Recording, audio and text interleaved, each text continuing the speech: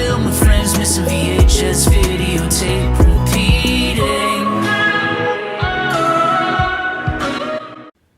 Welcome back. Today we're talking about 1994's The Crow, Brandon Lee's last and best performance in a movie. As we all know, he sadly died on the set of this film. He died on March 31st, 1993. This movie was released in theaters a year later in May. Definitely one of my favorite films. I was obsessed with this movie when I was a teenager. I remember buying this from Best Buy with the Christmas gift card money. So this is the original VHS copy. This is not the widescreen version they released a few years later. I own the widescreen version as well, but ended up giving it away to a friend and keeping my regular copy, even though I would normally prefer having the widescreen edition. This one includes an interview with Brandon Lee, behind the scenes footage.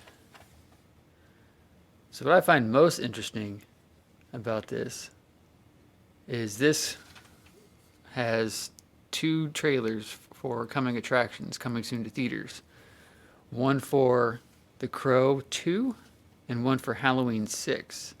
And both of the trailers are incorrect. Because there's a teaser trailer for The Crow 2 where it lists the character's name as Michael Corbin. But when the movie came out, his name was actually Ash Corbin. And then for Halloween 6, the title was Halloween 666, The Origin of Michael Myers. And by the time that movie hit theater in 1995, it was actually Halloween 6, The Curse of Michael Myers. So as you all know, this is based on a comic book series from the late 80s and early 90s by James O'Barr.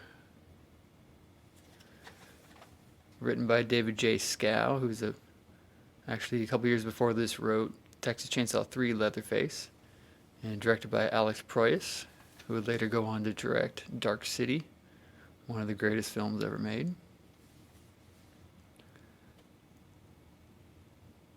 This is one of those movies, too, that was completely, I don't want to say ruined, but was sequelized to death, and it should have just been left alone. The Crow.